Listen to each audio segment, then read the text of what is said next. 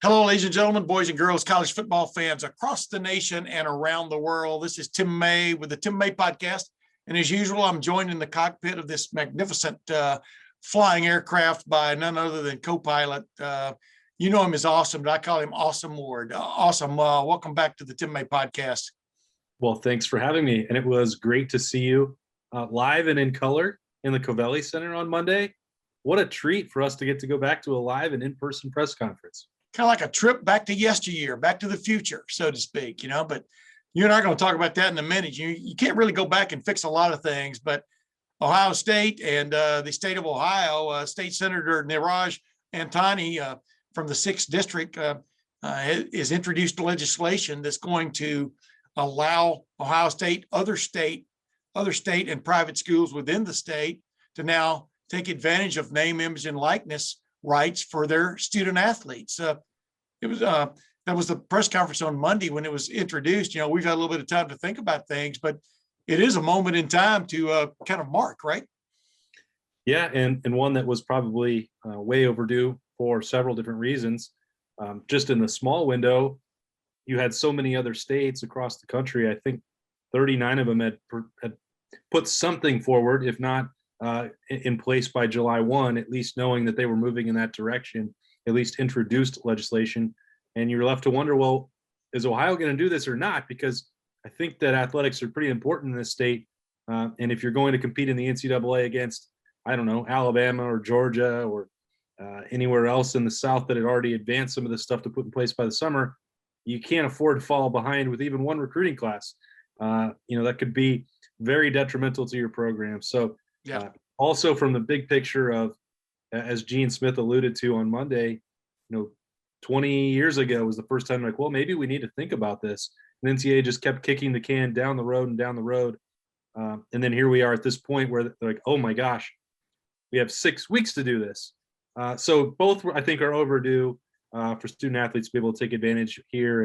And I think it's the right thing to do. We'll see exactly how the state of Ohio, I should say, wants this to work compared to Georgia, Florida, California, the NCAA, Anthony Gonzalez, whoever else. There's still so many people that want to be involved in what the end result is, but this is at least an important starting step for the Buckeye State.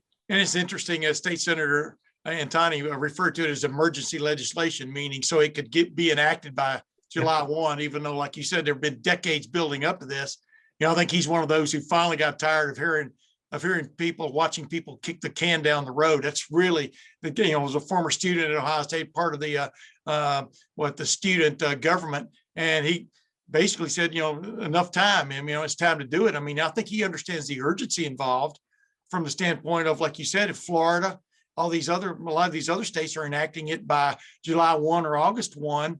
It's definitely going to be used as a recruiting tool for the big state universities there, the ones that are involved year in, year out in the elite level of major college football and basketball. So, it's either, as the old saying goes, or get off, and move on, let somebody else do it. And lead, follow, get the hell out of the way, I think is the way Jim Truman, founder of Red Roof Inns, used to put it.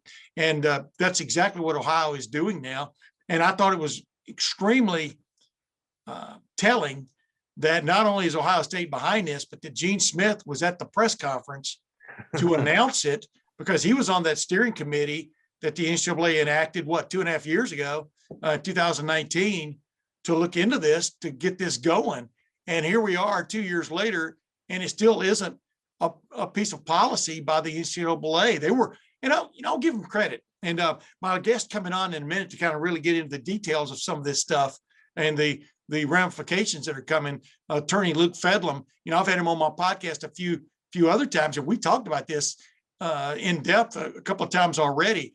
But bottom line is, everybody was sort of waiting for the national, government, the federal government, to enact something so that you don't have a hodgepodge of different legislations out there that maybe you can get away with this in this state, but you can't get away with it in that state. Like Georgia, it's talking about an escrow account or something for student athletes that they could enjoy after their eligibility is done, trying to stay under that NCAA amateur umbrella, but still letting them benefit. That's not going to fly with somebody who's letting you have that, those $500 or those $5,000 right now. Well, after a 15-day waiting period, Luke Fedlam and I talk about that too. And it's interesting. He has an interesting take on that. You catch a touchdown pass one week and you're a superhero and somebody wants to give you $10,000 to represent them. And the next week you drop the winning touchdown pass against Michigan, that your 15-day window has gone open and closed all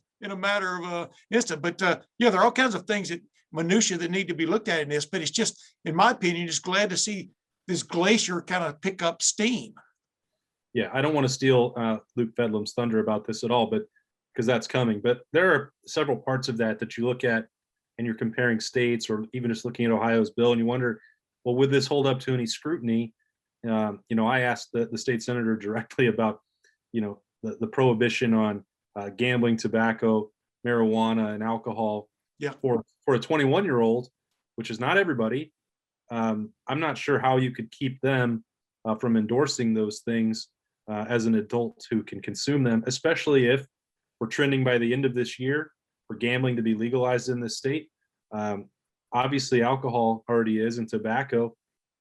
Several chances, that around the country at least, that marijuana is. So I think that, whether people agree with that or not, morality, that I'm not arguing that one way or the other. I wonder, is that going to hold up to any kind of challenge for how you could keep a 21-year-old for doing that, especially if they're playing for a college like, Colorado Buffaloes already have a deal with the gambling company. Ohio State itself has a deal with Coors Light and their partnership. They're moving forward and they sell it in the Horseshoe. So those things that you're working forward, they're trying to push this through on the emergency basis. I wonder, that's why it's good to have a lawyer on who can explain that, because to me, I feel it'd be difficult to uphold some of those restrictions. That will be the first challenge. I do believe someone will come along and, and want an athlete to say, forget Coors Light. Hey man, drink Bud Light. You know what I mean? I mean, that's natural, right? And busting through something to do it. I mean, that's John Madden. You know what I'm saying? Yeah, that will be the first challenge, I think, to come along, because if something is legal in your state and you're of age, why can't you promote it? And so that's interesting to me too, though. But the NFL has rules and regulations about what its players can and cannot be part of, and that's on the pro level. So that's why coming down the road, the NCAA, when it finally gets around to passing this, a similar kind of like rules package for this, it's going to be interesting to see what's in it. But if you still want to belong to the NCAA and play under the auspices of the NCAA, you will have to follow their rules. That's, and if you don't, and you still want to do a beer commercial, well, good for you. Well, go, you're playing for the Columbus Matadors or something, some amateur team out there, or semi-pro team. Good luck with that. We've all seen how far a star falls when it moves away from the galaxy that is major college football and the big time schools that are involved.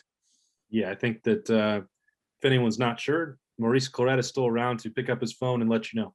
Exactly. But, without further ado, let's get to my conversation with attorney Luke Fedlam, who I always enjoy bringing on here. And like I said, he's been studying this, for really going on decades, and is quite the expert in it, and has seen this glacier pick up motion now. And, once a glacier starts moving, pretty soon you've got global warming and whatever, who knows where we're going, right?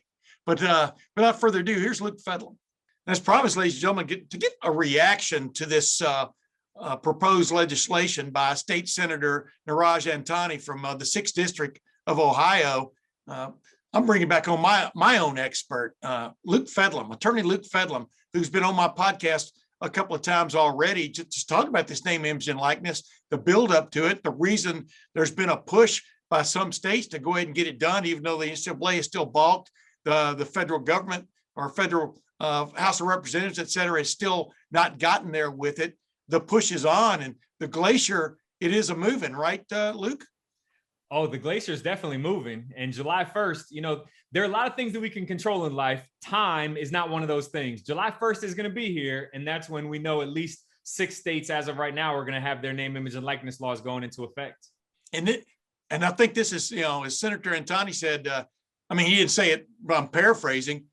that's why you got to get with the program now, right? I mean, basically this is emergency legislation is the way he's looking at it to get it approved and where these guys and gals can start taking advantage of it by July 1. I mean, just real quickly, are you impressed by this now that someone has stepped to the plate and thrown this fastball?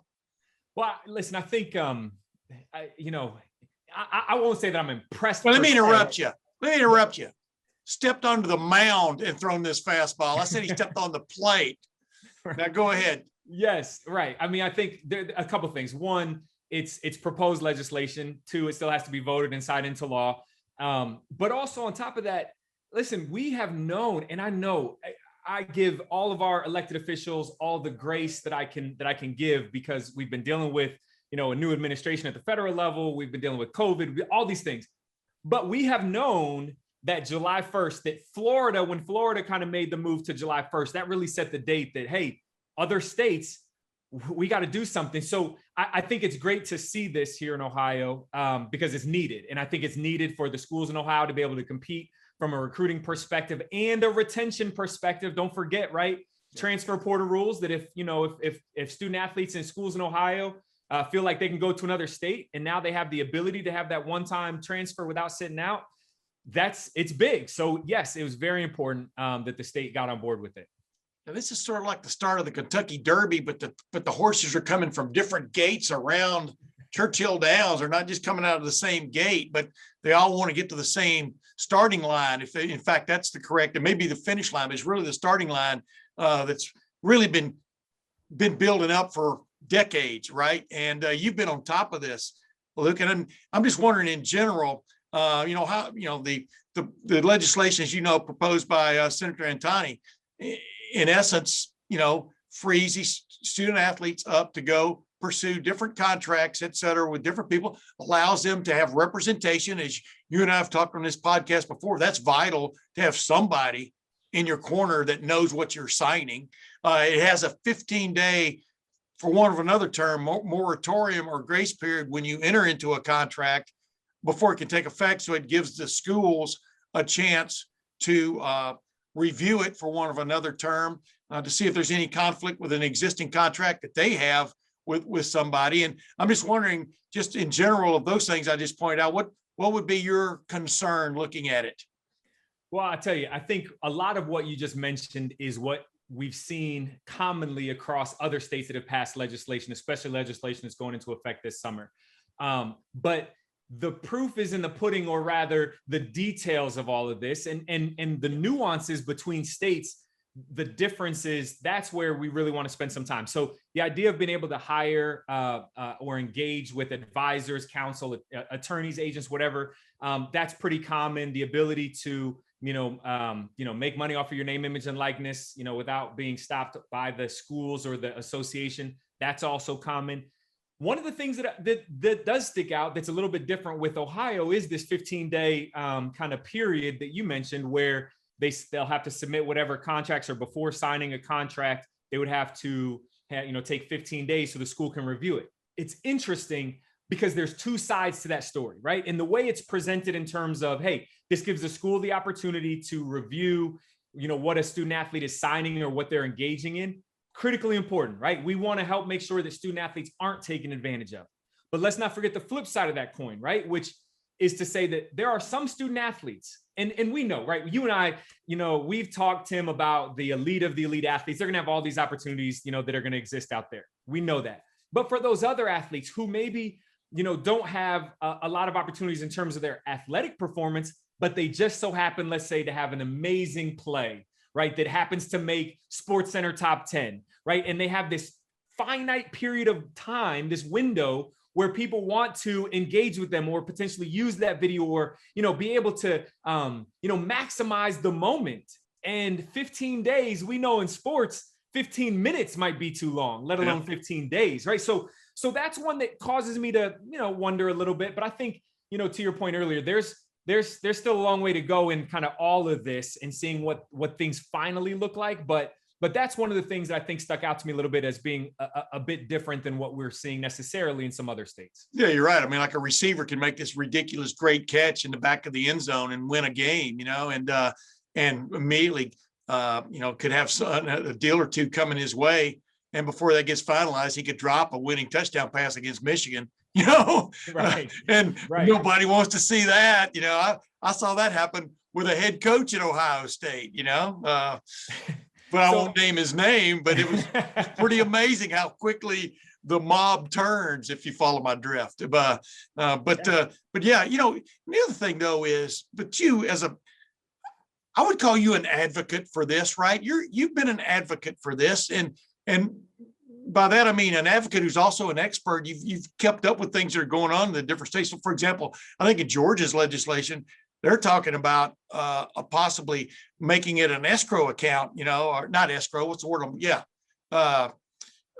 Basically, for lack of a better term, escrow makes sense, yeah, right? That they'll create like a trust or some trust form of yeah, account, yeah, right? Yep. yeah. Mm-hmm. And and I'm not sure how that's going to fly, because most people they're not looking past tomorrow. They're looking for where can I go and spend my money tonight, But are you glad finally to see this happening? And do you expect it to be a rush now from several other states? I mean, no matter what the NCAA does or doesn't get done by July 1. Well, it's a really good question. That's why you get paid the big bucks, Tim. I think it's a little bit more complex, right? In the sense that I was happy to see when California first passed this bill 206 into law. They made it go into effect in 2023, saying, hey, student athletes are going to be able to be, compensated for the use of their name, image, and likeness. And I was very happy to see that, right? Because I'm not talking about pay for play or, hey, just because you're on a team, you get to get compensated, you get to make money, right? No, but it's this idea of equality and fairness that if you have the ability to go, get a marketing deal or an endorsement deal or some other way, be able to make money like your non-athlete, student counterparts at school can do and have been able to do, then you should be able to do that. So that is what excites me about this move. What has been, I think, scary for all who have been following this is really just how this has kind of all fallen apart and or been lost over the last kind of year and a half, 2 years. We knew that once one state passed this into law, that this was going to have to be something to be dealt with. Yep. And so we know that the NCAA had its working group. So granted, obviously the beginning of the year, the Department of Justice kind of put the brakes on that. We've got we're still waiting on the Supreme Court to come out with their decision in a particular case, NCAA versus Alston, that may or may not impact this. But the idea that we have multiple states now, right, that are all coming out with their own, name, image, and likeness legislation that really creates this patchwork quilt of name, image, and likeness rights, right? Like we said, earlier, the general consensus is, yes, student athletes, we're going to pass these legislations so we don't lose out on recruiting, and student athletes can, yes, start to earn money off of their name, image, and likeness. But the unique differences that in and of itself will create recruiting, advantages and disadvantages, right? Yep. So from that perspective, I think it's yes, I think many people are happy to see this and happy to see that states are getting on board. I think what is going to happen from states all kind of getting on board with this and passing this type of emergency or quick legislation is we're going to see one of two things, or both, likely both. I think the federal government is going to come out with federal legislation in the very near future that is going to be balanced between what we've seen come out from, some on the more kind of liberal side of granting student athletes all the rights and all the opportunities to do things, and others, that are on the conservative side that say maybe are more in favor of the NCAA's rights and all of this. So I think we're going to see some balanced legislation. Had some conversations with some folks about this, that I think we're going to see that come out relatively soon. And we know that the NCAA is meeting again later in June, 22nd, 23rd of June, and having some conversation where they may actually take up voting on name, image, and likeness at that meeting. So what we're seeing right now is a requirement.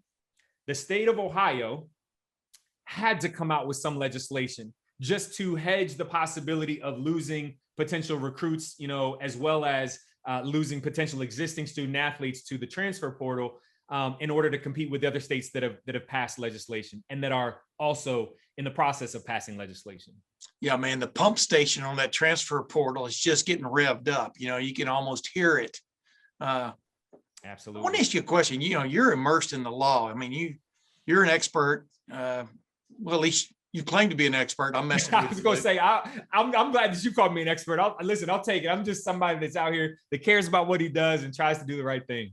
Luke, why does there have to be legislation? Why does there have to be a law either on the state or federal level for this to happen? Why couldn't, like, well, the NCAA could have come out years ago and said, okay, you know, you can do all this stuff. I mean, or Ohio State could have said, you know what, to heck with the NCAA, we're going to let our guys have name, image, and likeness rights, et cetera.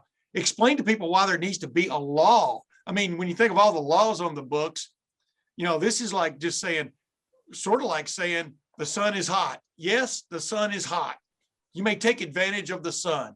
Go ahead now. Yeah. So it's a really good question. It really comes from the fact that the NCAA didn't do anything, right? Yeah. I mean, the NCAA has had years where they could have said, hey, student athletes, you're not going to get paid to play, but if you want to go out there, if you have the opportunity for somebody to pay you some money, go do it, right? As long as it follows our rules. They could have done that over the past number of decades. They didn't. So ultimately it took a state saying, hey, we're going to make this law. And that was California. We're going to make this law to say, you know, our law is going to supersede the NCAA rules, right? So therefore, this is going to make a change. That being said, when you now think about it, it's like, okay, so if one state does it, then another state does it, and they do something a little different in another and another. Now it's just like, okay, federal government, like you've got to get involved here for a couple of reasons. And I'll be balanced in this analysis, right? I mean, the federal government is going to need to be involved even just to protect the NCAA. If the NCAA is going to continue to exist as it is today, right? Because otherwise there's going to have to be preemption. There's going to have to be protection from the various state laws. Otherwise, we're not going to have this common operating association, you know, where there's balance and equity among the competition. Ohio State or any other school at any time could say, we're going to leave the NCAA, right? But if they do that, who are they competing against? Yeah. Because for championships, the NCAA is responsible for the championships, right? And then the conferences are going to decide, well, if you're not in a part of the NCAA, are you really a part of our conference? And so, you know, could you see that? And I know this is a conversation for a whole other podcast, but something we could see that would be along those lines is what if, you know, Power 5 football programs, just the football program said, hey, instead of being under the NCAA, we're going to be under college football playoff or some other, you know, organization that's going to set the rules just for football, because the NCAA is not responsible for the football championship anymore. So, you know, this could happen, or this could have happened over the past years. It just hasn't happened. And therefore, in the absence of that, once one state stepped in, now everybody has to step in and deal with it. And you know what Gene Smith pointed out, you know, in the press conference we attended with Senator Antoni and him, and I think it was interesting that Gene Smith was there, you know, I mean, meaning Ohio State is behind this all the way. That there was a move way back in 2001 to get something going on name, image, and likeness. But as he pointed out, the members, many of the members, I'm talking about the NCAA, were not interested, you know, just kept pushing it off the burner until now, all of a sudden, you know, for one of another terms, a little bit of a grease fire going on here. You know, the stove has been building up, and there's a little bit of a grease fire going here. And I, you know, I give Gene Smith and Ohio State, I give them credit for stepping up there. I don't know about you. Where do you fall on that? Go ahead. Well, I do give him credit. Absolutely. I mean, I think, and what I love about the way Gene approaches it is he's really thoughtful, right? He's been part of the national, you know, kind of working group. He's part of the legislative working group. Like, he's thoughtful in terms of both, how do we protect the institution and the NCAA, but also give our student athletes who come to Ohio State because of the opportunities, right? I mean, Ohio State sells the opportunities in recruiting. So, you know, how do we also make sure we provide them with opportunities? But I'll say one thing, 2001, you bring that up. Think about how different things are right now, 20 years later, right? Because 20 years ago, and you know, I was early, I just kind of started in my career, and social media wasn't a thing, right? So when you think about student athletes and possibly getting compensated back then, we're not talking about what we're talking about now. Now we're talking about situations where a student athlete who isn't necessarily the elite of the elite, but who has a following, or who who, does something that goes viral. I don't know when that phrase started, but I know it was after 2001, Yeah. right? When those things happen, those student athletes, right, who maybe aren't the quarterbacks, the star basketball players or whatever, right? They're the ones now that can say, hey, I did something really cool and people want to associate their brand with me. And now I can make some money, even if that's sending out some social media posts or what have you. So I think it really is a different time now. And I think it is most definitely the right time to come up with what the solution is for allowing student athletes to earn this compensation. Yeah. And, the bottom line is either way, it's going to promote them and their brand. I'm talking about the student athlete, whether it's an Ohio State football player or a, Ohio State women's hockey player. Like I had Tatum Skaggs on, outgoing senior. She wasn't really on that much on board with this idea, because she thinks, getting a scholarship and the benefits she's gotten from Ohio State were pretty damn good, looking back on it, and we're looking at, I think most people are looking at it on how the high profile guy like a Justin Fields or Trey Sermon last year after the Northwestern game, or a big time basketball player is going to benefit. And then really the ones who could really benefit from this based on going from 0 to 60, as opposed to 60 to 90, might be these, what they call Olympic sport athletes, right? Who can get a little deal here and there. Absolutely. And the thing is that a lot of times people will think about name, image, and likeness as getting a deal or getting a marketing opportunity. And that, yes, that is included and that's part of it.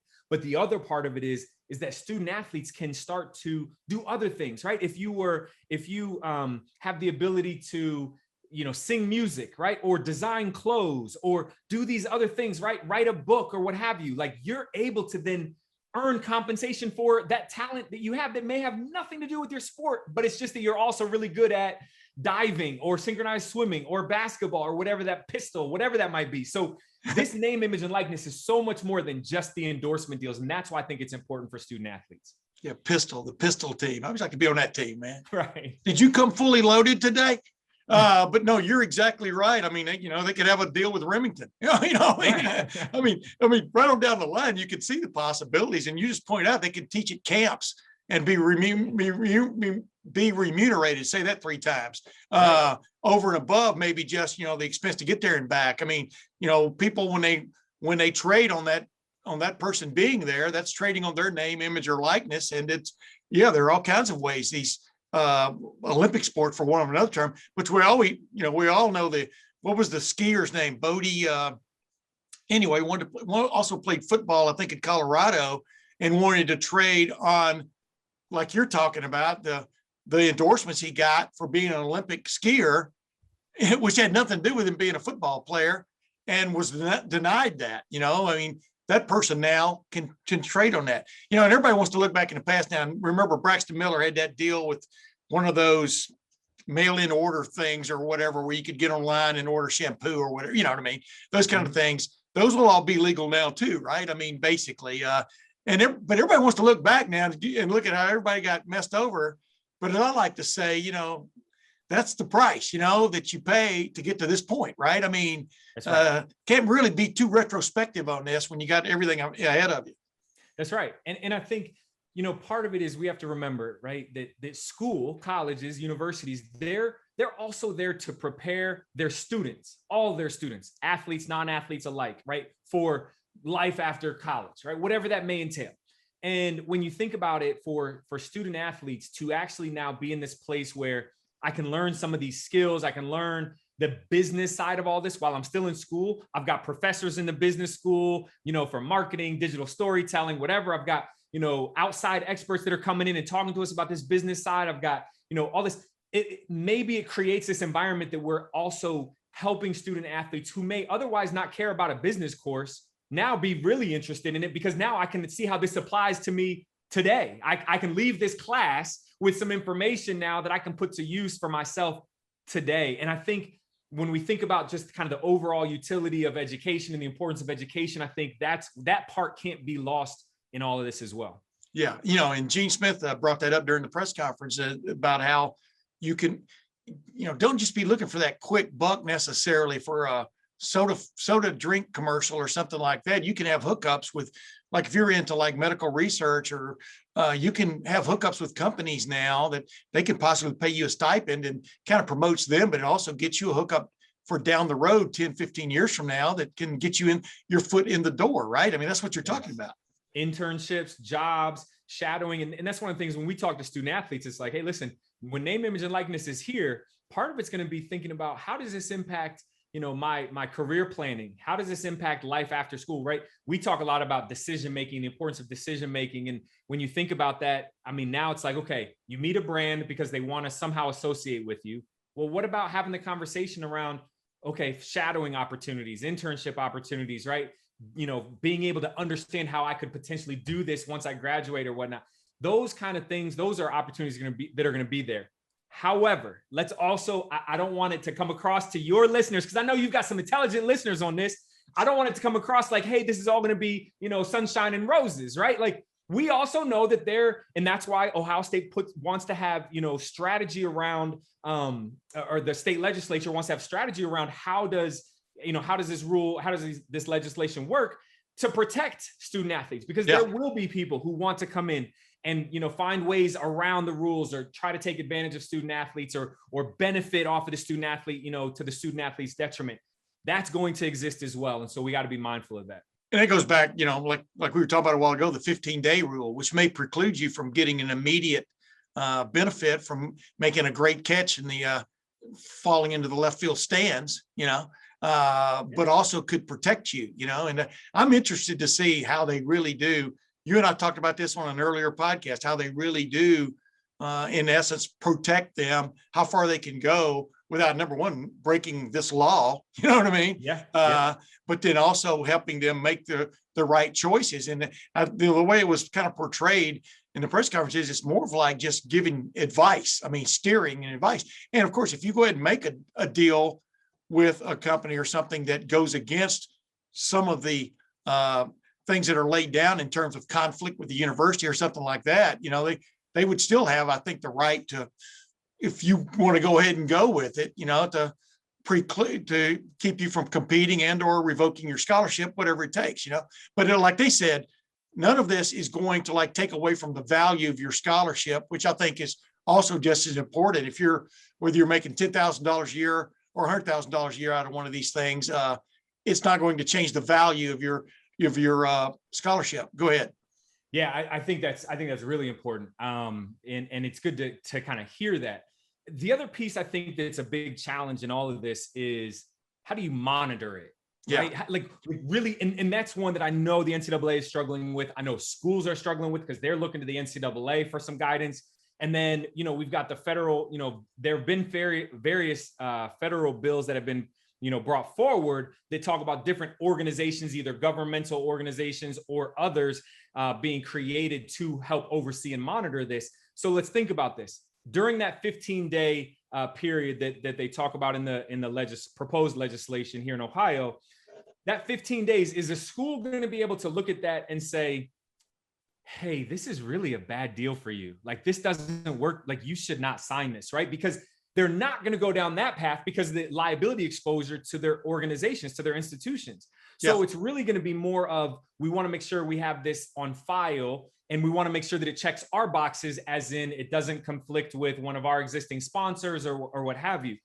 So let's be honest, and maybe that time, right, will then allow a student athlete to seek some outside guidance and understanding as to whether or not, what are the pros and cons, the risks associated with signing that agreement, because the school is not going to be able to say, oh, yes, you should do this, or no, don't do this deal, right? Unless it, obviously violates one of their, requirements.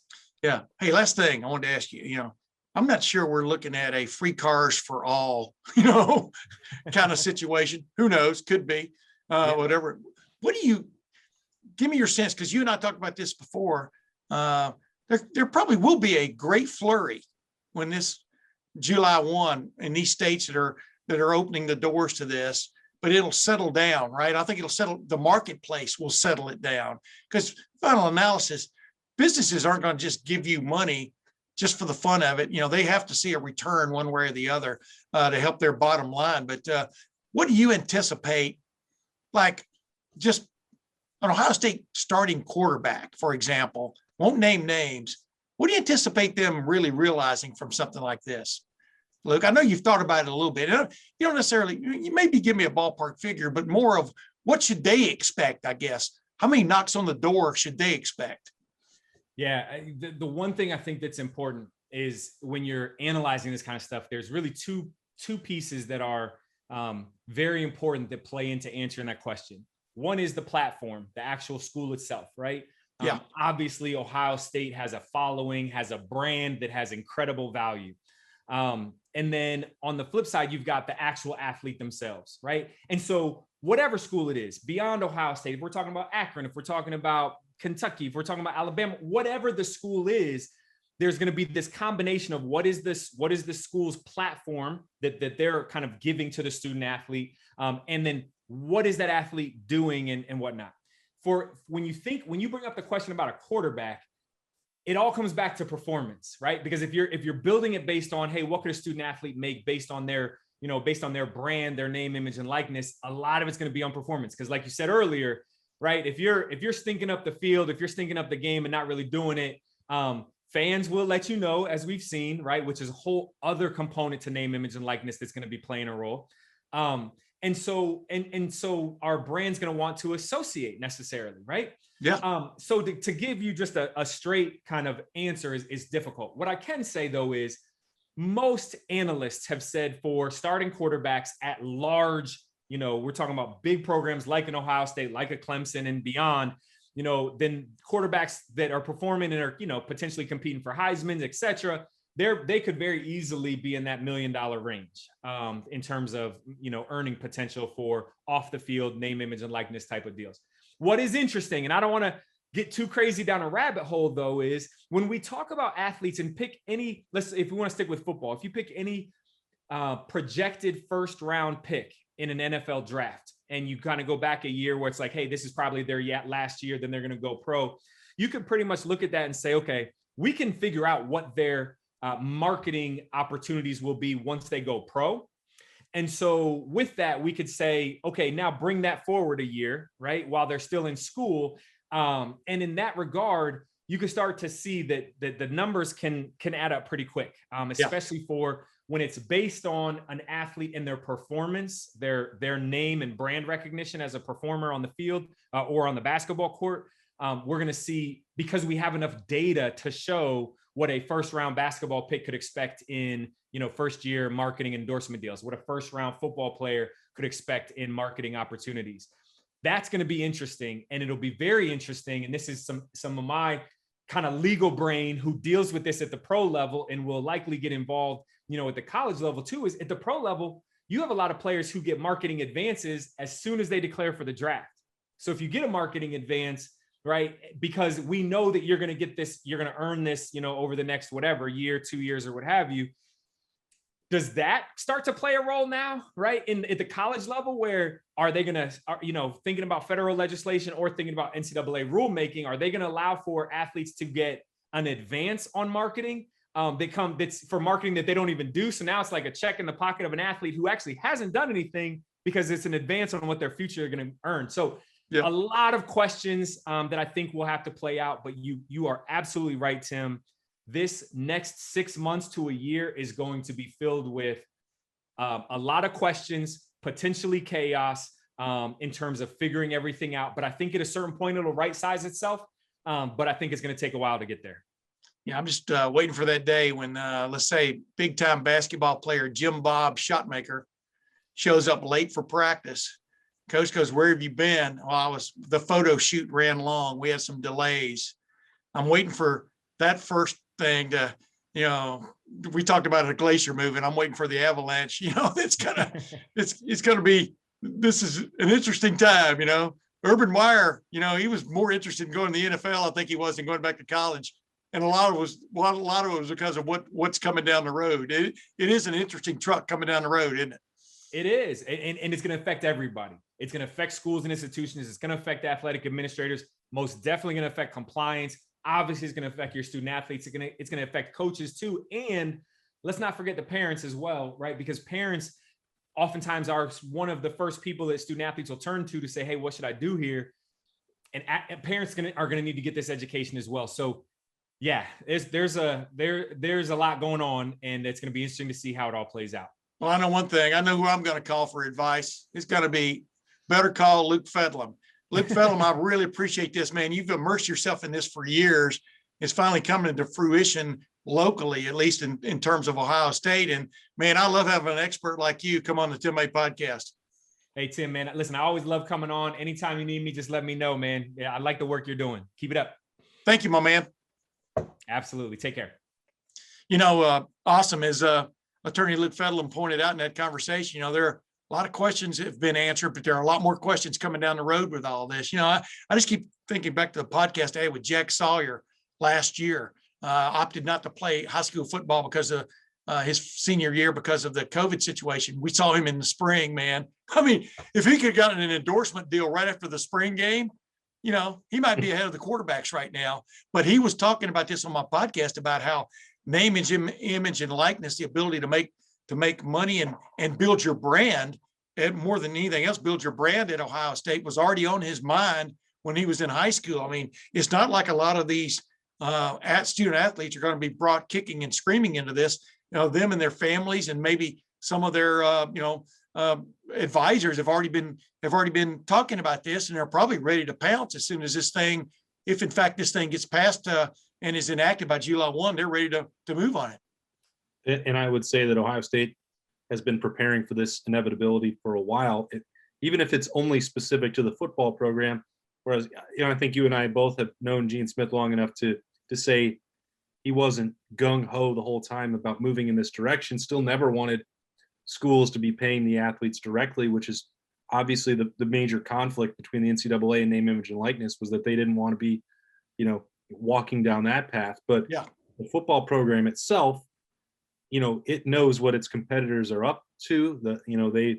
They help set the standard in some respects with the brand new, program that Sammy Silverman was doing for a long time and getting that ball rolling and helping these guys set up their, social media accounts and incorporating logos and brainstorming ideas for what they may want to do, whether it's clothing line or, whatever Sam Hubbard is up to with his professional, desires and goals and degrees. And, all these guys had that available to them.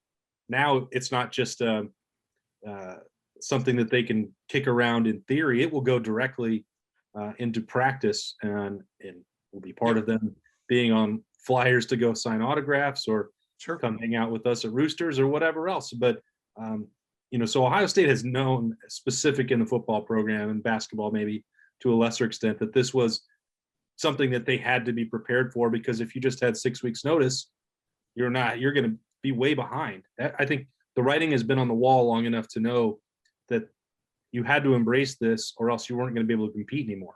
Do you think a 15-piece order of wings will be enough to satisfy their situation when they want to come on the Roosters live show with you guys, or maybe come on my podcast? What do you think? What do you think we're looking at here? Well, I would love to find out how many wings some of these offensive linemen who have no real caloric restrictions. Let's see what they can come down to do, because I know Nicole Cox will take care of whatever they want to eat, whenever they're ready, whenever we're allowed to welcome them in. I feel pretty comfortable saying that they will have as many wings available as they could possibly eat. My wife's go-to, she likes the Caesar salad, sometimes with chicken on it. I like the, what's it called? The Red Rooster salad with extra egg and bacon. Bottom line is, I think the chicken quesadilla there is to die for. I'm not just doing a commercial. My point is, they're going to be young men who are going to be asked to do commercials. I can see a deal, for example, of the whole starting offensive line getting a deal. You know what I mean? Remember, like the Hogs with the the Washington Football Club used to be the Redskins, when they were all famous and stuff, going out together, doing different deals. We saw the Chicago Bears way back in '85, the Chicago Shuffle or whatever that was called. And right on down the line, you can see all the possibilities coming. But I'm interested to get your take on this. Can we talk about this briefly after the press conference on Monday that featured Senator Antoni and Athletic Director Gene Smith? Is I think there's going to be a flurry of activity to begin with as companies try to get maybe involved or causes try to get involved. And I mean, by flurry, I mean maybe for a year or two till the dust settles and companies try to realize what benefit am I getting from this deal with this athlete, or these athletes. But don't you expect the same thing? Yeah, so I think I may be in the minority with this perspective. And I don't know every business owner across the country. I don't know everyone in Columbus. I know a few that are pretty heavily involved with Ohio State. And I think that it's the impact of this in terms of what it means for recruiting or even a freshman, sophomore breakout. I think that to alter the competitive landscape, I don't think that is what we're talking. I don't think that's a realistic outcome or a real concern. I don't believe the people that I've been around are going to start throwing around $1 million for an 18-year-old kid who may or may not sign with a program.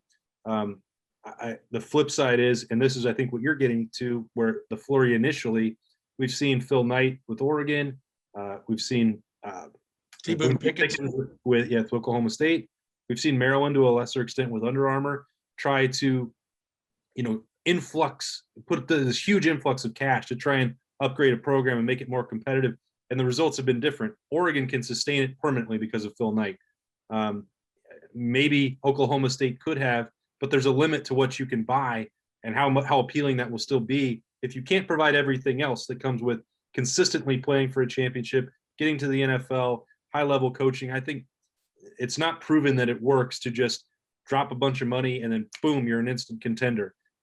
So that's why this helps the people who are already established, in my opinion, and it won't change the competitive landscape. Ohio State and Alabama and Clemson, Texas, they're in position to capitalize on this the way nobody else really is. And they're all in, it's not that they're just going to rely solely on booster cash, which is, may help and it may tip a few recruitments, but by and large, businesses are not going to want to be involved with the high school players, and they're not going to want to be involved with the entire football roster even. Right. So that's, I think, the other part of this that you brought up, and I'll tag out to you on that. Like, Chicago is not going to suddenly turn Northwestern into a contender. There's still more people, even before Justin Fields became a Bear, that knew who he was in Chicago or Atlanta than care about Northwestern football or Georgia Tech football. Wait a minute. Northwestern is Chicago's Big Ten team. Go ahead. Yeah, they can call themselves that if they want to, but it won't make it true. And so I just don't.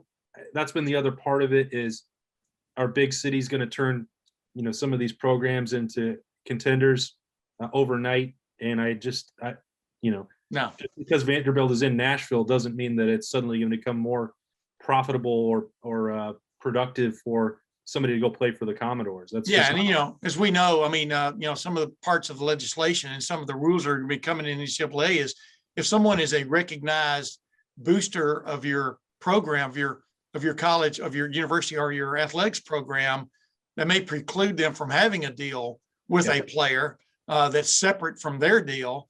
It would have to obviously be separate, but then they said there would have to be conversations then, because they don't want the player deal possibly cutting into their deal. I mean, you can understand that. That makes common sense. It makes total sense. But here's what Attorney Luke Fedlam pointed out too. I mean, when do you go, like if you're a big time major corporation, when do you go from recognizing Justin Fields a year ago as to what he's going to be worth to you if you hook up with him into his pro career?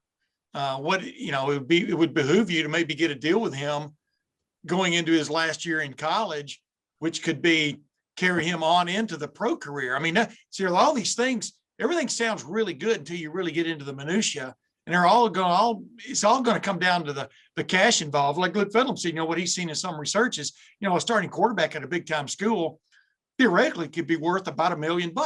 When you think about what they possibly could make if the season goes the right way, if their stats go the right way, all these things that we haven't seen yet. That's why I'm thinking there's going to be a flurry until everything kind of settles, and then you kind of go, a company goes, well, wait a minute, this really wasn't worth our wasn't worth it to have a deal with the Hogs. Let's just go for the big time guy. You may see 2 or 3 guys benefit and everybody else, like you said, sitting there hoping for a handout in the locker room before practice starts. If in fact that player has shown up from his photo shoot before practice starts, I'm telling you, you can see it coming, man. And again, you're making a great point about it, Tim, is that nobody knows for sure. My hypothesis here could be wrong. Yeah. It might make sense to buy up the whole roster and do that every year and be heavily involved in recruiting. But the point you're making, I'm interrupting. I know people get mad at me, but your point you're making is this: you should have the right to have a name, image, and likeness. You should have a right to pursue that. Is basically what this is about, right? Right. The athletes should have that, and the market should be able to decide that. No one's going to force Buyers Auto to strike up a deal with the quarterback, and that's not going to be how this works. And you may well have businesses in Tuscaloosa, Alabama, that are more willing to make those deals. That could happen. I don't know, but all those people became successful for a reason, and it's not because they were just willing to flush away money. Yeah. That's not how you build a successful business. So I think that's important to keep in mind, is that I know that I've been asked about this a number of times, and so have you, Tim, that this must mean that the sky is falling on the NCAA and amateurism, and none of this stuff is going to ever be the same again. The recruiting is going to be upside down. And I don't think that it will change anything on the competitive landscape, other than it will benefit the student athletes, and it may entice them to stay longer. If somebody is on the fence about, wanting to declare for the NFL draft, and they've put in 3 or 4 years, hey, rather than take the gamble on that and go into a camp, there may be an opportunity where you have a sure thing by sticking around. You may be more marketable wearing scarlet and gray or crimson and cream or whatever else. I mean, that may be what tips some of it for the athletes. But again, that they should have always had the option for that, in my opinion. And now they will. But in terms of 5-star recruitments and some schools only getting it, guess what? Only 6 of them are doing it right now. Yeah. That's not going to change, because those 6 brands are about to become even more lucrative. Yes, they are. I mean, people love a winner, and that goes for businesses. They love being associated with a winner, whatever it takes. And the thing is, you can get a better deal probably if you associate yourself with starting quarterback A, or you think it's going to be A. I think it might be B or C. No, I'm just joking. I won't get into that. That's a different. But you may get more bang for your buck being associated with starting quarterback A than doing a deal with the university. Well, here's some. See, that's where we're really going with this. I mean, follow the money is what's going to be all about. Go ahead. Yeah, let me interrupt. I'm talking about on the big time level. Go ahead. But 2 years ago, 3 years ago, the person who was most marketable for Ohio State was not their starting quarterback.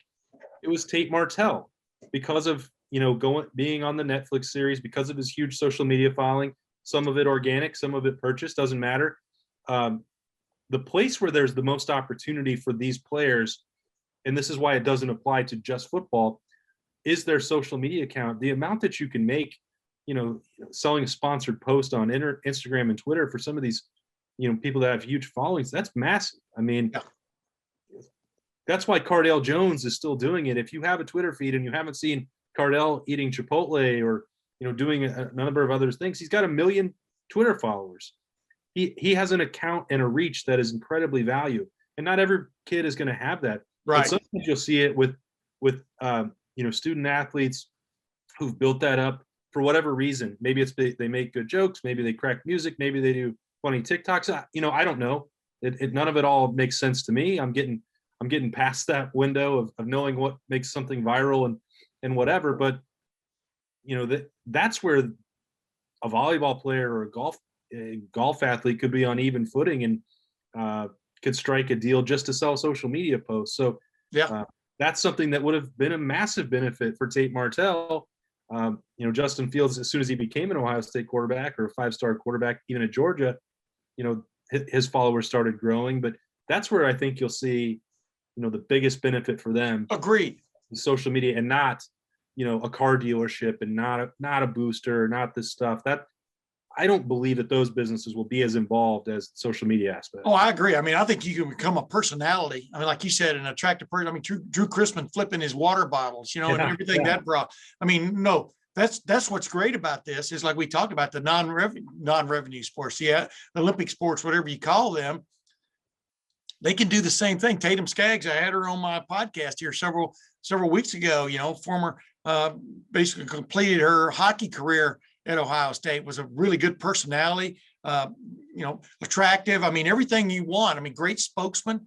And she could have, but she was like, sort of like not really that on board with the name, image, and likeness thing, because she thought what she got from Ohio State basically compensated for what she gave Ohio State. I mean, talking about from a scholarship and things like that. So, everybody, even the athletes, are going to have different looks at this. Some of them are going to want to be selling out to, not selling out's the wrong term, but being affiliated with something just for the quick buck, et cetera. But you're right. It allows like a, BB. I mean, what kind of money could he have made at Ohio State with that cowboy hat on? And BB Landers, and just his personality just was bubbling. And whether he ever gets a shot in the NFL remains to be seen. But at that time in his life, when he was really, I think, a great, attractive personality and a guy you were interested in hearing from, no matter whether he was starting or what he was doing, he lost that shot. But the guys coming up now will get that shot. Yeah. And, the part that they will have to be on guard for, this is pretty out of left field, but then there's a new Disney Plus series, the one with John Stamos, where he's coaching basketball in high school girls. One of the storylines is a player has a massive Instagram following. She gets a deal with a makeup company or something. I don't remember exactly what it is. And then that company gets looped into some like exploitive labor situation. Well, that reflects poorly on the kid. You have to make smart deals. Okay. Yeah. That was a very bad way of segueing into this. Although I just saw that and been watching it with Allie, and great example pops into my mind, because one thing that both, Gene Smith and the State Center were talking about was education about what you're going to do, because you may well have 10, 20, 100 people reaching out to do social media ads or to come do an appearance around Columbus or Tuscaloosa or Knoxville or wherever.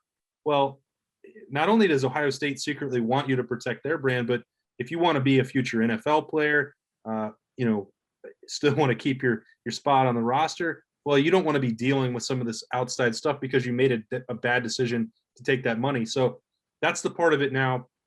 Again, great that the student athletes get to make that decision for themselves. They should. But with that now becomes the responsibility of managing it correctly. And I'm not saying that they can or can't, but that there's going to be, ad campaigns that might reflect poorly on someone who takes part of it. That's, again, probably why it was in this bill that they didn't want them to be involved with some of the stuff that's moral gray area for people. I certainly understand that, at least from the university perspective, but those are the things that now come into play. That's the next wave of this. How do you manage your time if somebody wants to do an appearance and you need to be at a 6 a.m. lift session? These are adult responsibilities that are now going to be on their plate, which they should be. Again, should be. Yeah. But now you have to figure out how to do that on your own. Yeah, I mean, and there are going to be stumbles, man. There are going to be stumbles along the way. I can just see though, April 14th next year, this Real Life Wednesday brought to you by TurboTax, because, like Gene said, how many of these guys have even done a tax return in their life? And watch out how complicated you make your life, man, because somebody's always watching, and they have audit capabilities. But I digress. I'm just talking about. We sat there and talked to an assistant coach at Ohio State one time in the hall, just talking about that very thing. Hey, coach, sorry I'm late. I had a photo shoot that ran long. Now what do you do if he's your star? What happens? All the That's why Urban Meyer's, I talked to Luke Fedlam, that's why Urban Meyer's at the Jacksonville Jaguars and probably not at the University of Texas. I mean, Not probably. Yeah. Definitely. Probably exactly the reason. Probably exactly almost. But yeah, I mean, these coaches, Ryan Day, man, you think he's got an easy, cushy job. No way. And it's going to get tougher. But you know what? Appreciate you coming on again. Awesome. Flying this airplane. We're about to come in for our landing. Anything else you want to get off your mind before we touch down? No, I was just going to say, I think that that's one reason why you might have seen, if you had asked coaches, would you rather give them everyone on your roster 10, 15, $20,000 and make them employees? Or would you rather have them all have this open market? I think in this case, you would have seen them all say, give me that 15,000 and control over their time, Yep. rather than all the other things that this now opens up. But, again, that's restrictive. The NCAA has been losing that fight for a long time. It wasn't going to be able to hold up any longer, and they didn't want there's also tax implications for everybody involved if you do that. So this is a way that maybe the universities are able to maintain what they've built and established for so long, as a way for student athletes to, because again, this applies to not just football and basketball, but all those Olympic sports and everything else where there's an opportunity for them. And frankly, they couldn't afford to give 35 sports $10,000 to $15,000 in every single person. That was not ever going to be feasible for them, or the whole enterprise collapses on itself. But Yeah. we'll still see. I think you said it's you still got to get to July 1. You still have to have everybody agree to this. The NCAA is going to be involved at some point. They say July 1. We've covered this organization long enough to be skeptical of that, but at least I think, as the other point that you made, which is important, is that Gene Smith was part of this. Clearly, Ohio State is behind it and working for a solution. I hope that they get one, and we don't have to worry about whether this should or shouldn't happen in their perspective, and they can just all finally agree that it should and figure out the best way forward from here. Yeah, it is interesting that the NCAA is going to skate out of this, maintaining the fact that you're a student athlete. We're giving you tuition, room, books and board, and cost of attendance, stipend. I wonder if that's going to go away though for people who make a lot of money. That'll be the next thing that probably come up. But and you're still an amateur, but you can work for these other people. You know what I mean? So they don't even. Ohio State can keep all that off the books, and you can go work for these other people. You're an employee of theirs, but you're just a student athlete for us. That's kind of what's coming down. And I think everybody whether everybody will be happy, we know they won't be. But it is what it is at this point. But with that said, I've got 3 green lights on the landing gear. I don't know why I keep using these airplane analogies. I just It's like in it. your blood, man. You love it.